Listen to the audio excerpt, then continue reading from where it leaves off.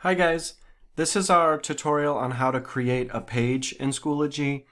And a page is really, in my opinion, the way that we can organize and drive the learning of our course and give information and teach. Pages are things that we can make to be whatever we need them to be, whether it's video, audio, text-based, attachment and link-based, to kind of build and guide that learning. So the pages are a tool that I use a lot, and I think you will too. So to create it, we're going to click Add a Page from our materials. And it starts out pretty simplistically with it saying page title. And again, you can call this whatever you want to. Try and be clear in your labeling and listing. And really what a page is it's just a way for us to use this rich text editor and build out the learning of whatever we want to. But where it really comes in very powerful is because you can attach and embed things within these pages. So I don't want to take the time to build out a whole page in this tutorial. I want this just to be the kind of quick overview of how to create a page. But I will show in some future tutorials how to do some really specific things with it, especially in regards to embedding Google Drive resources or YouTube videos. I like to use Quizlet, so if you're a Quizlet person, and you can embed these things that are built in, and that's how you can get really powerful content in your pages. Think of your pages as your content builders.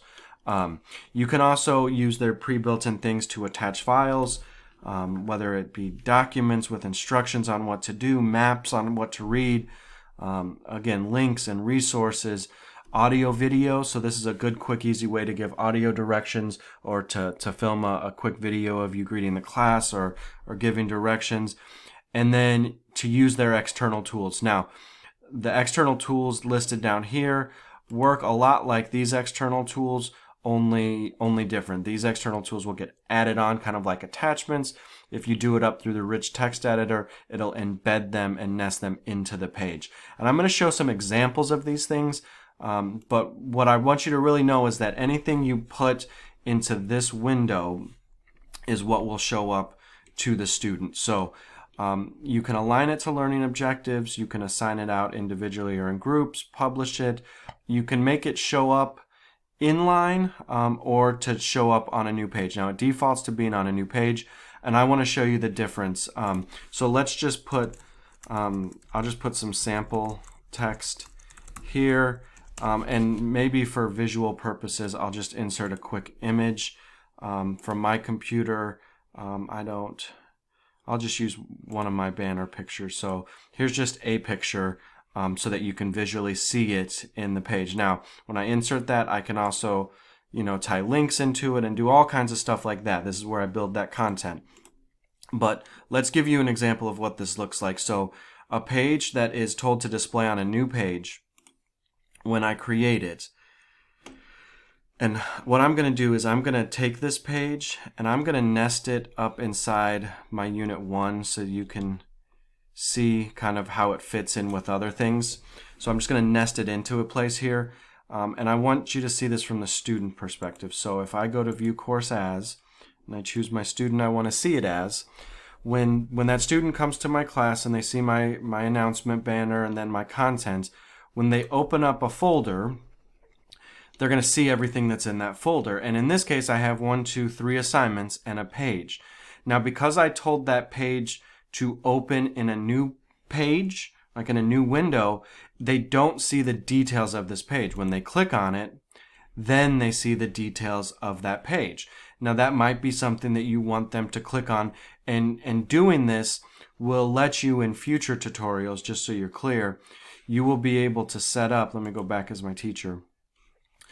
When you do it this way, where the page has to be opened on its own, you'll be able to set up student completion rules that say, hey, I need to know, let me go into the folder. You'll be able to set up student completion rules that say, hey, I need to know when for that page that a student viewed that page. Whereas if I have it inline, I won't be able to check for this. And what do I mean by inline? Well, let me show you that. Let me open our page back up. and edit it.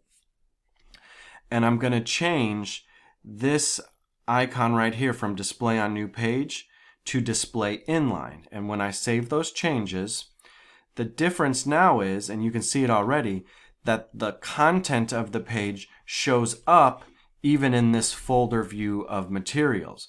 Because it already is showing up, Schoology can make the assumption that the student has seen it. So you can't check to see if they've opened it because it starts opened.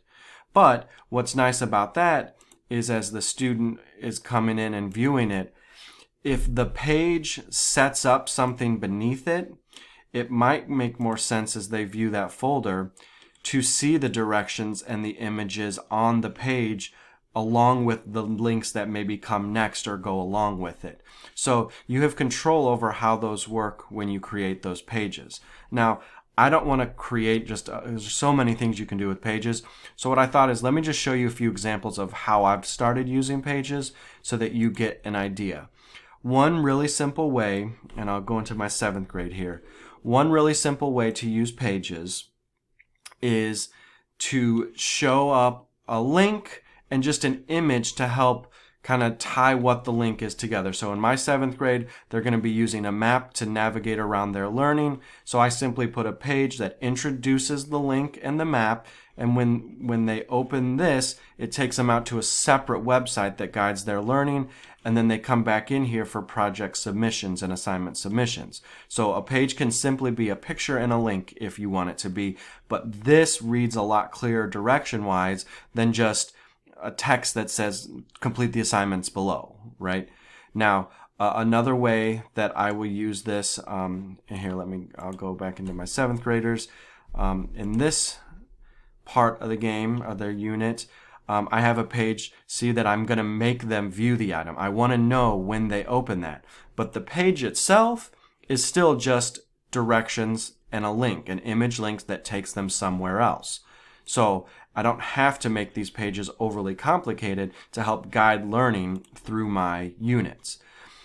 Here's an example of a page, again, link of directions to go out somewhere else. Now, how else can I use these, right? Because that's just very basic. Let me jump over to my 8th grade section build, and I'll show you some things that we do. Now, you can input images into your folder descriptions that will help guide student learning for those visual learners of yours. But some examples of pages that I'm doing well, let's look at my level 1. I start pretty simple with a link to an outside resource with more detailed directions, right? And here's a really cool thing you can do with pages.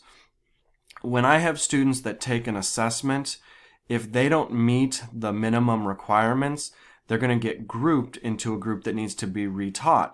So I can make pages. If I embed content in pages as opposed to just attaching files, I can assign those pages to specific groups that get that page and not have everybody have to redo it. So I can start personalizing that learning. I'll show how to do these things in future tutorials. They're a little bit more complex when creating. But another way that I use pages here is if I go into my level 2 work, you can make your pages. Where's my page? Oh, it's in level 3 here. Let me show you this. In level 3, I use pages to embed content. So in this one right here, this is actually a video that plays, but it's in a page embedded so that it runs automatically. So as soon as students open up this page, they're getting the information from the video that I get. This video I put inline because it directs them on what to do as they move through mission 1, mission 2, mission 3. And again, this mission is a page with embedded content that they play inside of the Schoology browser. This is good because they're not going out to other resources. They're staying here in the spot where the learning's occurring so that you can direct them on how to continue through the learning. These are LTI integrations, so outside apps. I'm going to teach that in a different lesson, but they're a really cool thing you can add. So pages, again, set up the content and drive how we're going to learn through embedded information, attachments, and directions like that. There are a lot you can do with Pages, and I know there's going to be some individual questions on how to use these for your course specifically. If you want help with this at all, please just fill out one of those forms back on the Schoology Tech Help website, and I will get over to you and we will help get your content built so that kids know what to do, when to do it, and how to do it. All right, thanks guys.